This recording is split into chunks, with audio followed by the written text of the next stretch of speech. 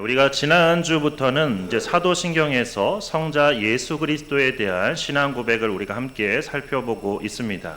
그래서 지난주에는 나는 그의 유일하신 아들 우리 주 예수 그리스도를 믿습니다라는 이제 신앙 고백에 대해서 우리가 함께 말씀을 나눴고, 오늘은 이제 그에 이어서 그는 성령으로 잉태되어 동정녀 마리아에게서 나시고, 이제 이 고백에 대해서 오늘 함께 말씀을 나누고자 합니다. 여기서 이제 동정녀라는 말은 뭐 아시는 것처럼 남자와 관계를 갖지 않은 그런 처녀를 뜻하는 말이죠. 그런데 그렇게 남자와 관계를 갖지 않은 처녀가 어떻게 아이를 낳을 수 있었냐? 그건 바로 성령의 역사로 그렇게 되었다고 말씀하고 있습니다. 그렇다면 이 신앙 고백에 대해서 우리 성도님들은 어떻게 생각하시나요? 세상에 그런 일이 어떻게 있을 수 있냐? 이렇게 생각하시나요? 아니면 아멘이라고 하시면서 정말로 나는 그렇게 믿습니다. 이렇게 생각하시나요? 그런데 이 신앙 고백에 대해서 많은 분들이 가지고 있는 잘못된 생각이 있습니다. 그게 뭐냐면 이걸 마치 영웅의 탄생 신화처럼 그렇게 생각을 한다는 겁니다. 그러니까 우리나라에도 이제 그런 탄생 신화들이 뭐 여러 가지가 있죠. 예를 들면 이제 고구려를 세운 주몽 같은 경우는 해모수가 하늘에서 내려와서 하백의 딸 유아를 만나고 유아가 알을 낳았는데 그 아래에서 나온 인물이 주몽이라는 그런 신화가 있습니다. 그리고 신라의 시조인 박혁거세는 하늘에서 말이 내려와 알을 남기고 갔는데 그 아래에서 박혁거세가 태어났고 그는 빛을 내고 동물과 사람이 모두 경배할 정도로 특별한 존재였다. 그런 신화도 있습니다. 그런가 하면 이제 가야국의 시조인 김수로 왕은 하늘에서 붉은 보자기에 쌓인 황금알 6개가 내려왔는데 그중 첫 번째 알에서 이제 김수로 왕이 태어났다고 하는 그런 신화도 있습니다. 그런데 참 특이하죠. 이건 새도 아니고 하나같이 다 알에서 태어났다고 하는 건지 알에서 안 태어난 사람은 서러워서 왕 하겠나 모르겠습니다.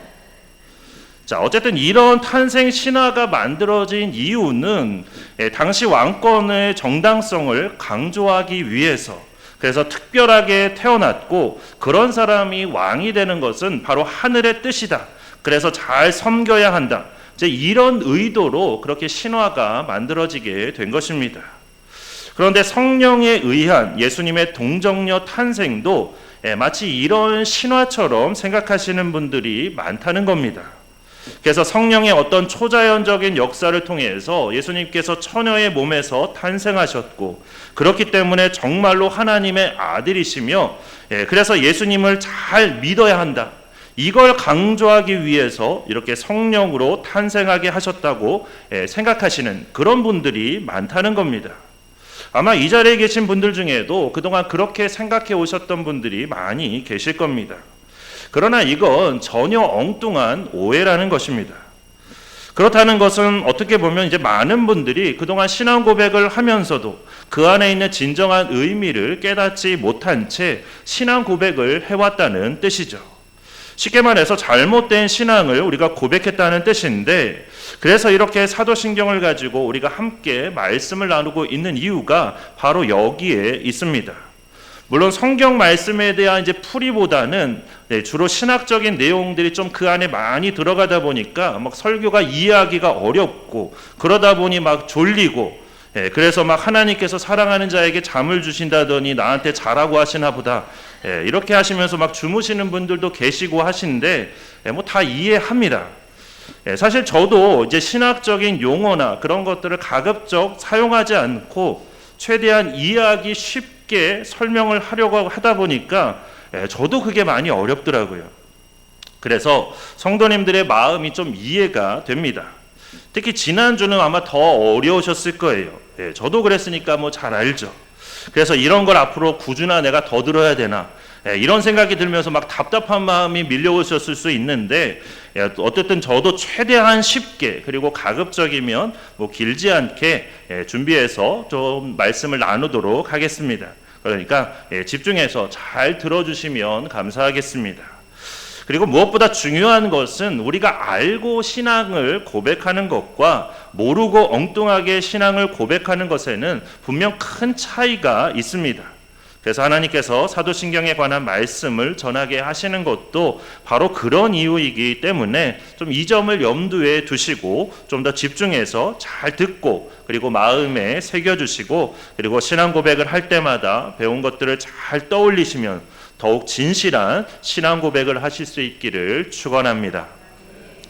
앞서 말씀드린 것처럼 성령에 의한 예수님의 동정녀 탄생을 마치 신화처럼 생각하면서 이런 놀라운 기적을 너희에게 보여주었으니까 너희는 예수를 믿어야 한다.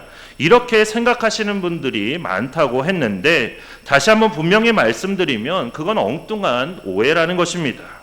오히려 당시 사람들에게는 이 고백이 예수님을 믿지 못하게 하는 그런 걸림돌이 되었습니다.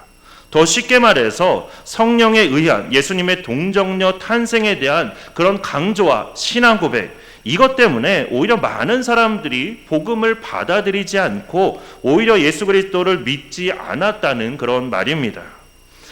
복음은 스캔들이다라는 그런 말이 있습니다. 아니 이게 무슨 복음이 스캔들이냐 이렇게 생각하실 수 있는데 오늘날 이제 우리가 스캔들이라고 하면 주로 어디에 사용되냐면 정치 스캔들 또는 부정입학 스캔들 이렇게 매우 충격적이고 부도덕적인 그런 사건을 뜻하는 것으로 사용되기 때문에 복음이 어떻게 그렇게 충격적이고 부도덕한 사건일 수 있냐, 그래서 복음과 스캔들은 전혀 관계가 없다 이렇게 생각하실 수 있습니다. 그런데 원래는 이제 그렇지가 않습니다. 로마서 9장 33절에 보면 이런 말씀이 있습니다. 기록된 바 보라, 내가 걸림돌과 거치는 바위를 시온에 두노니 그를 믿는 자는 부끄러움을 당하지 아니하리라 함과 같으니라. 여기서 이제 거치는 바위라고 할 때 그 거치다라는 그 말이 이제 헬라어로는 스칸달론이라고 말합니다. 그런데 이 스칸달론이라는 말이 나중에 이제 영어로 스캔들이 된 겁니다. 그런데 이 말씀에 나오는 걸림돌과 거치는 바위는 이제 비슷한 의미로 사용된 말들인데, 그래서 이 구절의 뜻은 그런 겁니다. 하나님께서 사람들 앞에 걸림돌과 거치는 바위를 두셨는데, 그러니까 사람들 앞에 스캔들을 두셨는데, 그게 뭐냐면 바로 복음이라는 겁니다. 그러니까 복음 안에는 복음을 받아들이기 어렵게 만드는 그런 거친 바위, 즉 스캔들이 있다는 그런 뜻입니다. 특히 어떤 내용이 그러냐? 크게 이제 두 가지가 있는데, 첫 번째가 바로 오늘 고백에 나오는 성령에 의한 예수님의 동정녀 탄생이고, 두 번째는 우리가 다음 주 고백에 나오는 바로 십자가입니다. 그래서 십자가에 대해서는 우리가 다음 주에 나눌 거기 때문에 이거는 넘어가고, 이처럼 성령에 의한 예수님의 동정녀 탄생은 오히려 당시 사람들에게는 복음을 받아들이지 못하게 하는, 그러니까 예수님을 믿지 못하게 하는 그런 걸림돌, 즉 스캔들 중에 하나였다라는 것입니다. 그리고 이건 오늘날에도 마찬가지로 사도신경을 고백하면서 다른 고백은 다 따라서 하다가도 이 대목에 가면 침묵하는 그런 크리스천들도 있다고 합니다. 게다가 이 사실이 이렇게 스캔들이 되다 보니 사람들에게 복음을 받아들이지 못하게 할 뿐만 아니라 기독교를 반대하는 사람들에게 있어서 많은 공격 대상이 되기도 했습니다. 그래서 당시에 성령에 의한 예수님의 동정녀 탄생에 대해서 많은 음모론과 거짓 낭설들이 떠돌았습니다. 그러니까 이제 대표적인 것 중에 뭐가 있냐면, 이제 몇 번 말씀을 드린 것처럼 영지주의자들의 주장인데, 예수님께서 이 땅에 오신 것은 육체로 오신 게 아니라 영으로 오신 것이다. 부활하신 것도 육체로 부활하신 게 아니라 영으로 부활하신 것이다. 그래서 영지주의자들의 이런 거짓 낭설이 떠돌았습니다. 그런가 하면 예수님이 판테라라고 하는 그 로마 병사의 사생아라는 그런 거짓 음모론도 있었습니다. 그러니까 무슨 말이냐면, 이제 갈릴리 쪽에 주둔하던 판테라라는 그 로마 병사가 마리아라는 처녀와 관계를 해서 아이를 가졌는데, 이게 큰 문제가 될 수 있으니까 당시에 마리아하고 정혼하기로 한 그런 요셉을 불러다가 너 앞으로 마리아를 데리고 살아, 이렇게 강제로 협박을 했다는 겁니다. 그러면서 소문을 내기를 성령으로 잉태되었다고 그렇게 이제 거짓 소문을 그렇게 냈다는 것이죠. 뭐 이걸 믿으라고 말씀드리는 건 아닌데 눈이 되게 초롱초롱하시네요. 이걸 믿으시면 안 됩니다. 이거는 그냥 그 당시에 떠돌았던 거짓 음모론이라는 것이죠. 이처럼 성령에 의한 예수님의 동정녀 탄생은 당시 사람들에게 거치는 바위, 즉 스캔들이자 수많은 이단과 거짓 낭설의 표적이 되기도 했습니다. 그렇다면 이제 우리는 자연스럽게 의문을 가져야 하겠죠.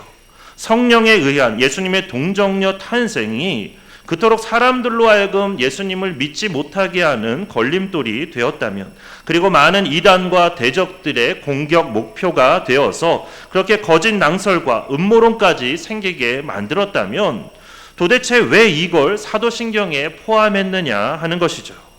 도대체 그 안에 어떤 뜻이 있길래 그렇게 사도신경에 이것을 반드시 고백하도록 포함시켰냐 하는 것입니다. 여기에는 이제 세 가지 뜻이 있는데, 우선 첫 번째는 예수님은 성령으로 잉태되었기 때문에 사람으로 이 땅에 오셨지만 죄가 없으신 분이라는 그런 뜻입니다. 그러니까 이게 무슨 말이냐면, 이제 원죄라는 걸 다 아실 겁니다. 워낙 이제 교회에 오면 원죄에 대해서 많이 듣기 때문에 원죄라는 걸 아실 텐데, 내가 죄를 지어서 갖게 되는 죄가 아니라 그냥 태어나면서부터 자동적으로 갖게 되는 죄가 바로 원죄입니다. 이 원죄의 뿌리는 인류의 시초인 아담에게 있죠. 그래서 아담이 지은 그 죄의 DNA가 아담의 후손인 모든 사람들에게 계속해서 전해지고 있다는 뜻입니다. 하나님의 구원 역사에서 정말 중요한 게 바로 이 원죄입니다. 이 원죄의 문제가 해결되지 않으면 구원의 역사란 있을 수가 없기 때문입니다. 이 땅에 오늘날에도 죄가 끊어지지 않는 이유가 뭐냐면 바로 그 뿌리에 이 원죄의 문제가 있기 때문입니다. 아담의 후손은 그렇게 아담으로 인해서, 아담이 지은 그 죄로 인해서 아담의 후손은 다 태어날 때부터 이미 이 원죄를 가지고 태어나게 되는데, 그렇기 때문에 예수님은 아담의 후손으로 이 땅에 오실 수가 없으셨던 겁니다. 그러니까 죄가 없어야만 인류를 위한 대속제물로 자신을 주실 수 있는데, 아담의 후손으로 오시면 태어날 때부터 원죄가 있기 때문에 그런 대속적인 죽음을 죽으실 수가 없으셨던 겁니다. 그래서 하나님께서 특단의 방법을 쓰셔서 성령으로 잉태하게 하신 것입니다. 앞으로 이게 엄청난 스캔들이 되어서 많은 사람들이 오히려 이것 때문에 복음을 받아들이지 못할 걸 아시면서도 이게 수많은 이단과 거짓 낭설의 공격 목표가 될 것을 아시면서도 이것 외에는 다른 방법이 없기 때문에 그렇게 성령으로 잉태하게 하셨다는 것입니다. 그래서 이걸 마치 주몽이나 박혁거세의 탄생 신화처럼 예수님을 믿게 만들려고 그렇게 성령으로 잉태하게 하셨다, 그렇게 생각해서는 안 된다는 것입니다.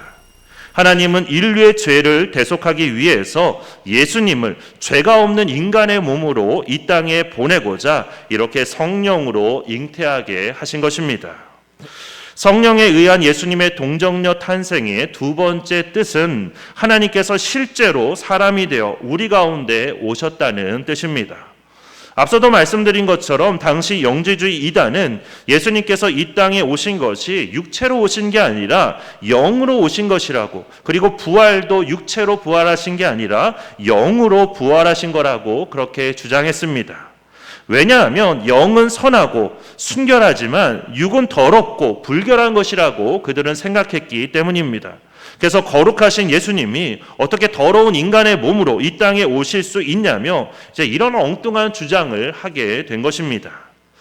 그러나 기독교 신앙은 이제 이 잘못된 신앙관을 거부하면서 예수님이 실제로 몸을 가진 인간으로 이 땅에 오셨다고 그렇게 말합니다. 그리고 그것이 성경이 우리에게 말씀하고 있는 것입니다.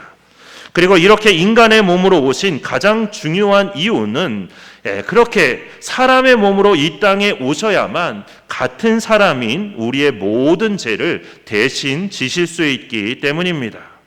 이걸 통해서 우리는 몸을 천시하고 가볍게 여기는 것은 바른 기독교 신앙관이 아니라는 것을 알 수 있고, 또한 그렇게 하는 것은 오히려 몸을 천시 여기는 것은 오히려 모든 육체를 만드신 하나님을 모욕하는 그런 행동일 뿐임을 우리가 이걸 통해서 알 수 있는 것입니다. 그리고 성령에 의한 예수님의 동정녀 탄생 마지막 세 번째 뜻은 동정녀 마리아에게서 태어나셨다는 이 말은 하나님께서 실제로 사람이 되셔서 이 땅에 오셨을 뿐만 아니라 우리 가운데 함께 사셨다는 것을 뜻합니다. 그렇게 예수님은 우리와 똑같은 모습으로 이 땅에서 사셨습니다. 그래서 우리가 겪는 모든 생사고락을 예수님도 다 겪으셨다는 것이죠. 인간으로 산다는 것이 가지고 있는 모든 희로애락의 감정과 아픔들 그리고 기쁨들까지도 예수님은 다 겪으셨다는 것입니다. 그래서 우리를 너무나 잘 이해하실 수 있는 것이죠. 그리고 우리를 이해하시고 우리를 도우시는데 그런 예수님께서 지금은 어디에 계시냐면 하나님 우편에서 우리를 위해서 간구하고 계십니다. 우리에 대해서 모든 걸 다 아시는 그 주님께서 진정한 중보자 중에 중보자이신 예수님께서 지금은 하나님 우편에서 그렇게 우리를 살피시고 우리를 돌보시며 우리를 위해 간구하고 계신다는 것입니다. 그렇기 때문에 이것이 얼마나 우리에게 있어서 든든하고 감사한 일인지 모릅니다. 하나님께서 행하시는 일에는 이처럼 그 안에 중요한 영적 의미와 뜻이 그 안에 담겨 있습니다. 그런데 우리가 그걸 모르면 오히려 하나님을 대적하게 되는 겁니다. 특히나 사람의 짧은 지혜와 지식으로 그 모든 것들을 다 판단하려고 하다 보니까 결국에는 이상의 일인 하나님의 그 역사에 대해서 나는 이해할 수 없는 일이라고 절대 불가능한 일이라고 그렇게 부정하고 공격하는 그런 사람들이 있게 되는 것입니다. 그래서 기독교 신앙은 지난 2000년 동안 그런 대적들로부터 수많은 비판과 공격을 다 견디고 이겨내면서 오늘에 이르렀습니다. 특히 성령에 의한 예수님의 동정녀 탄생은 가장 많은 비판과 공격을 받았던 그런 고백 중에 하나였습니다. 하지만 그렇기에 우리에게는 더 중요하고 더 소중한 고백으로 다가온다는 것이죠. 그 모든 비난과 억압적인 공격에서도 그렇게 살아남아서 오늘 우리에게까지 이렇게 전해졌기 때문에 이 진리가 얼마나 소중하고 위대한 것인지를 우리가 더 깊이 체감하게 되는 것입니다. 믿음의 선조들은 이거를 끝까지 지키기 위해서 그렇게 애써 왔다는 것이죠. 그렇게 우리도 그 소중함을 알고 이 고백을 우리도 고백할 뿐만 아니라 이 고백을 잘 지켜나가야 하는 것입니다. 사실 인간의 지혜로는 이해하기 어려운 그런 고백입니다. 그래서 앞서도 말씀드린 것처럼 이게 스캔들이 되어서 과거에 많은 사람들이 그리고 오늘날에도 많은 사람들이 이 부분 때문에 믿기를 거부하기도 합니다. 하지만 그럼에도 사도신경은 우리에게 이 고백을 반드시 하도록 요청합니다. 왜냐하면 이 모든 것들이 지어낸 이야기가 아니라 바로 역사적인 사실이기 때문입니다. 그냥 간혹 가다가 사실이냐 아니냐 그게 뭐가 중요하냐 그냥 의미만 알면 되는 거 아니냐 이렇게 말씀하시는 분들이 계십니다. 물론 의미도 중요하죠. 그 안에 담겨 있는 뜻이 그리고 의미하는 바가 무엇인지를 아는 것도 중요합니다. 하지만 그 의미보다 더 중요한 것은 이 모든 것이 역사적 사실이라는 것입니다. 사실 의미를 따지는 것은 그냥 철학에서나 하는 일이지 우리의 신앙은 의미 때문이 아니라 사실이기 때문에 믿어야 하는 것입니다. 왜냐하면 어떤 의미 때문에 우리가 거기에 내 목숨을 걸 수는 없지만 그러나 그게 사실이라면 그러면 우리는 거기에 우리의 생과 살을 우리의 목숨을 걸 수 있기 때문입니다. 그래서 마띠아를 포함한 예수님의 12 제자들도 모두 다 마찬가지로 그 모든 것이 그 복음이 정말로 사실이기 때문에 그렇게 복음을 위해서 끝까지 순교까지도 기꺼이 그렇게 감당할 수 있었던 것입니다. 이런 부분에 있어서 우리는 동정녀 본인이었던 그 마리아에 대해서 우리가 짚고 넘어가지 않을 수가 없는데 사도신경 전체는 사실 삼위일체 하나님께서 우리를 위해서 행하신 크고 놀라운 일들에 대한 언급으로 가득 차 있습니다. 거의 대부분이 다 삼위일체 하나님에 대한 믿음의 고백을 언급하고 있죠. 그런데 이런 사도신경에 이제 두 사람의 이름이 나오는데 한 사람은 오늘 고백에 나오는 마리아이고 다른 한 사람은 이제 다음 주에 살펴볼 고백에 나오는 본디오 빌라도입니다. 그런데 이 두 사람은 완전히 정반대입니다.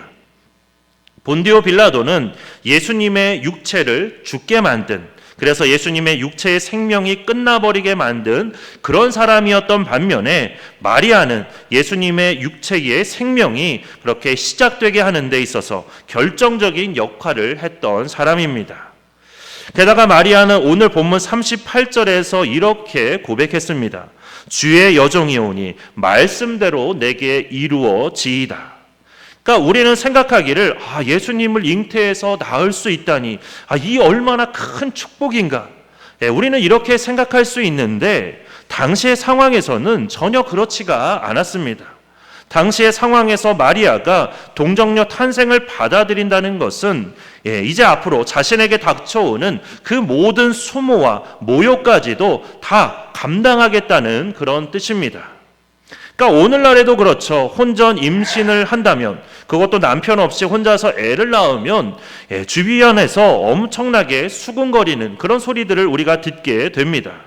그런데 당시에는 어땠을까요? 미혼모에게 쏟아지는 그 비난과 수모가 오늘날보다 몇십 배는 더 힘들고 괴로웠을 겁니다. 마가복음 6장에 보면 예수님께서 고향으로 가셔서 그곳 회당에서 사람들을 가르치실 때 사람들이 그 가르치심에 놀라면서 이 사람이 어디서 이런 것을 얻었냐고, 이 사람의 지혜와 권능이 도대체 어떻게 된 거냐고 막 수군거리면서 마가복음 6장 3절에서 이렇게 말을 합니다. 이 사람이 마리아의 아들 목수가 아니냐, 야고보와 요셉과 유다와 시몬의 형제가 아니냐, 그 누이들이 우리와 함께 여기에 있지 아니하냐 하고 예수를 배척한지라. 그러니까 여기에 보면 이제 예수님에 대해서 뭐라고 말하냐면 마리아의 아들 목수다, 이렇게 말을 합니다. 그런데 왜 요셉의 아들 목수가 아니라 마리아의 아들 목수라고 했을까요? 이렇게 아버지가 아닌 어머니의 이름을 댄다는 것은 곧 사생자를 뜻하는 것입니다. 그러니까 어려서부터 그렇게 손가락질하며 안 좋게 말하던 그 사생자가 지금 이렇게 자신들에게 와서 자신들을 가르치고 있으니 기분이 좋을 리가 없겠죠. 그래서 예수님을 그래서 배척을 한 것입니다. 그리고 이건 곧 그만큼 마리아가 얼마나 많은 비난과 수모를 당해왔는지를 알 수 있게 해주는 그런 말씀이기도 합니다. 그런데도 마리아는 그 모든 것을 다 감당하겠다며 주의 여종이오니 말씀대로 주님의 뜻대로 되기를 원한다고 그렇게 말하면서 그 모든 것을 다 받아들이기로 한 것입니다. 게다가 더 놀라운 것은 뭐냐면 이제 오늘 우리가 읽지는 않았지만 오늘 본문 뒤에 나오는 46절부터 56절까지에 나오는 마리아의 찬가입니다. 여기서 마리아는 내 영혼이 주를 찬양하며 내 마음이 하나님 내 구주를 기뻐한다고 그렇게 말하면서 막 기쁨의 찬양을 하는데 이게 정말 놀라운 그런 모습이죠. 예수님 때문에 어떤 크고 작은 고난을 당해보신 적이 아마 있으실 겁니다. 그런데 그렇게 고난을 당하고 있을 때 마음이 어떠신가요? 마리아처럼 그렇게 기뻐하고 감사하며 하나님을 찬양할 수 있으신가요? 고난 중에 그렇게 하실 수 있는 분이 많지는 않을 겁니다. 그런데 마리아는 어떻게 그렇게 할 수 있었냐? 성령의 인도하심도 있었겠지만 무엇보다도 이 모든 일을 직접 경험했기 때문입니다. 다시 말해서 마리아는 그 모든 일이 자신에게 일어나고 있는 그 사실임을 누구보다도 확신했기 때문에 이렇게 과감한 결정을 할 수 있었던 것입니다.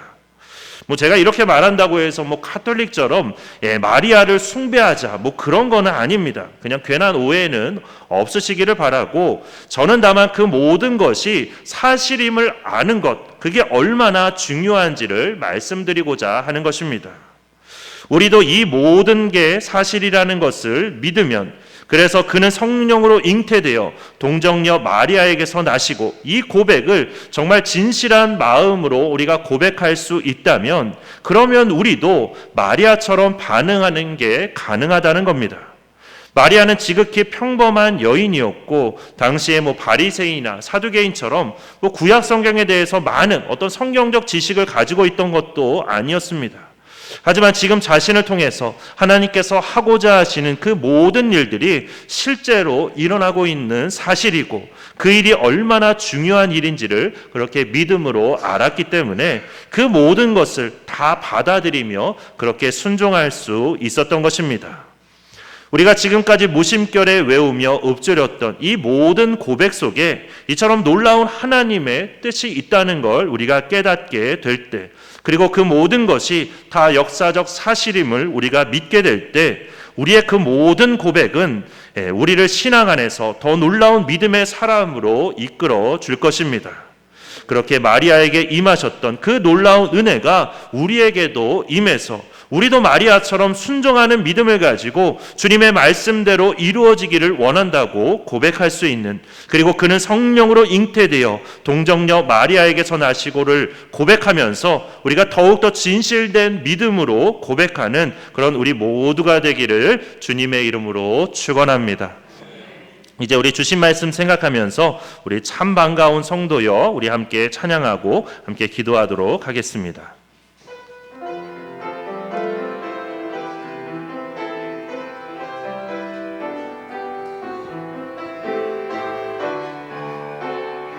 참 반가운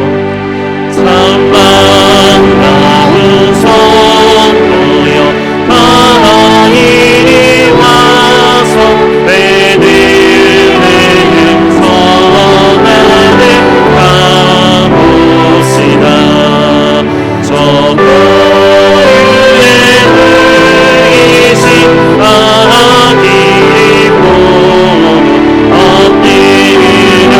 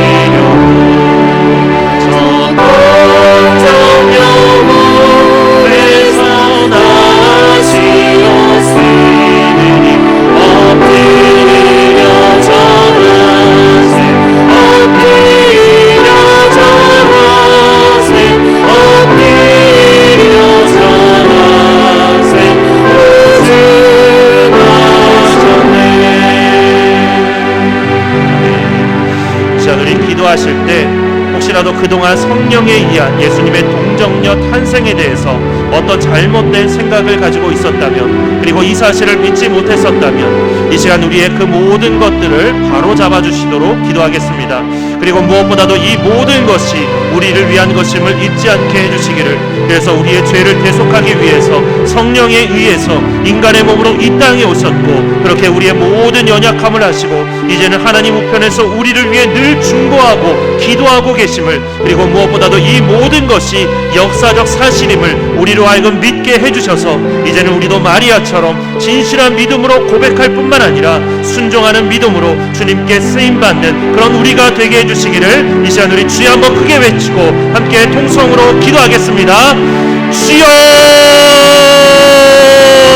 사랑이 많으신 하나님 아버지, 오늘 이렇게 귀한 시간을 우리에게 허락하여 주시고, 하나님 오늘 말씀을 통해서 성령에 의한 예수님의 동정녀 탄생에 대해서 우리가 함께 말씀을 나눌 수 있도록 인도해 주심을 감사드립니다. 하나님, 이것이 하나님 그 당시 많은 사람들에게 거치는 걸림돌이 되었고, 오늘날에도 많은 사람들이 이것을 믿지 못해서 복음을 받아들이지 못하는 사람들도 있는데, 하나님 그러나 성령에 의한 예수님의 동정녀 탄생에 대해서 우리가 가지고 있던 그 모든 잘못된 생각들을, 그리고 이 사실을 믿지 못했던 그 모든 것들을, 이 시간 그 모든 것들을 우리 안에서 바로잡아 주시옵소서. 이 모든 것들의 역사적 사실임을 우리가 다시 한번 깨닫게 하여 주시고, 그 모든 것들을 우리가 믿음으로 받아들일 수 있도록 하나님 아버지 인도하여 주시옵소서. 주님께서 성령에 의해서 동정녀의 몸에서 잉태하신 것은 우리를 위한 것임을 잊지 않게 해주시옵소서. 우리의 죄를 대속하기 위해서 인간의 몸으로, 성령에 의해서 인간의 몸으로 이 땅에 오셨고, 그렇게 우리의 모든 연약함을 아시고 우리의 모든 부족함을 다 아시고 이제는 하나님 우편에서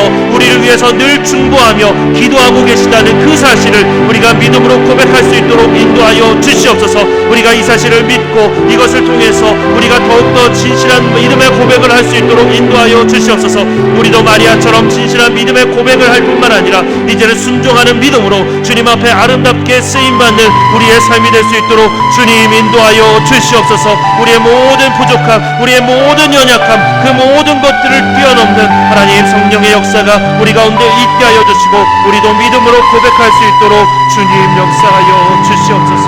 우리 가운데 함께하여 주시옵소서. 사랑의 하나님, 오늘도 귀한 말씀 우리에게 허락하여 주시고 함께 말씀 붙들고 기도할 수 있게 해주심을 감사드립니다. 하나님, 성령에 의한 예수님의 동정녀 탄생이 역사적 사실임에도 불구하고 그동안 이것이 거치는 걸림돌이 되어서 많은 사람들이 오히려 이것 때문에 복음을 받아들이지 못하고 신앙을 고백하지 못했던 그런 일들이 있었습니다. 혹시라도 우리 안에 이렇게 예수님의 탄생에 대한 어떤 잘못된 상곡을 가지고 있다면, 그리고 이 사실을 믿지 못했었다면, 하나님 이 시간 우리의 모든 것들을 주님께서 바로잡아 주시옵소서. 그래서 우리가 더욱더 믿음으로 이 모든 것들을 바로 고백할 수 있도록 인도하여 주시옵소서. 무엇보다 이 모든 것들이 역사적 사실임을 우리로 하여금 잊지 않게 해주시고, 우리가 더욱더 담대하게 이제는 이 믿음을 고백할 수 있도록 인도하여 주시옵소서. 그래서 마리아처럼 진실한 믿음으로 고백할 뿐만 아니라 이제는 순종하는 믿음으로 주님께 더욱더 아름답게 쓰임받는 우리가 될 수 있도록 인도하여 주시옵소서. 성령께서 우리를 붙들어 주시고 이끌어 주실 줄 믿고 감사드리며 예수 그리스도의 이름으로 기도드립니다. 아멘. 이제는 우리 주 예수 그리스도의 은혜와 하나님 아버지의 크고 놀라우신 사랑과 성령님의 인도하심과 교통하심의 역사가 성령에 의한 예수님의 동정녀 탄생을 믿음으로 고백하는 우리 샘교회의 모든 지체들과 가정 위에, 그리고 우리 샘교회와 이 나라 위에 이제로부터 영원토록 함께 계시기를 간절히 축원하옵나이다. 아멘.